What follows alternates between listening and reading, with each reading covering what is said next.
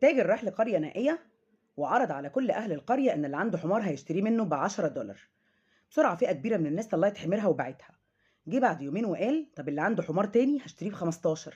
فئة تانية كبيرة طلعت. بعد يومين كمان راح قال طب أنا رفعت الضعف، واللي عنده أي حمار أنا هاخده منه ب30 دولار.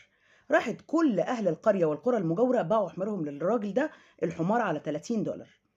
سابهم كمان فترة وراح راجع لهم بعرض جديد وقال لهم اللي هيقدر يتحصل على أي حمار يجيبهولي هشتريه منه ب50 دولار.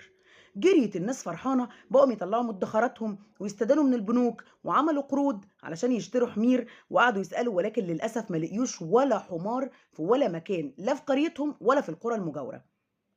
الراجل أول ما اتأكد إن مفيش حمير راح باعت المساعد بتاعه للقرية، وراح المساعد عرض وقال لهم يا جماعة أنا تاجر وعندي حمير كتير. طبعا دي الحمير اللي هم اشتروها منهم. وقال لهم أنا عندي استعداد إن أنا أعرض الحمار للبيع على 40 دولار. فرحت الناس وقعدت تشتري بمدخراتها، اشترت وعمل، خدوا الحمير كلها من الراجل. طبعا رجع الراجل تاني لصاحب المال واختفوا تماما. انتظروا صاحب الحمير إن هو ييجي يشتريها منهم بال50 دولار، للأسف كان اختفى، واختفى كمان المساعد بتاعه اللي باع لهم الحمير على 40 دولار. جه ميعاد استحقاق البنوك اللي هم واخدين منها القروض.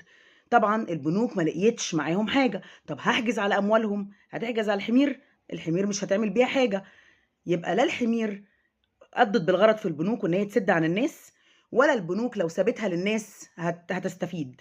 وبالتالي يوم ورا يوم الناس فلست، ما بقوش لاقيين ياكلوا، والبنوك وقعت أعلنت إفلاسها واتقفلت، واتخربت القرية كلها. أعتقد إن ده الواقع اللي إحنا بنعيشه دلوقتي. وشيل بقى أنت كلمة حمار وحط أي سلعة، حط بنزين، حط أكل، حط شرب، حط شقة، حط عربية، حط أي سلعة، وشيل اسم حمار. ببساطة دي الحياة اللي إحنا بنعيشها دلوقتي، وده واقعنا الأسود.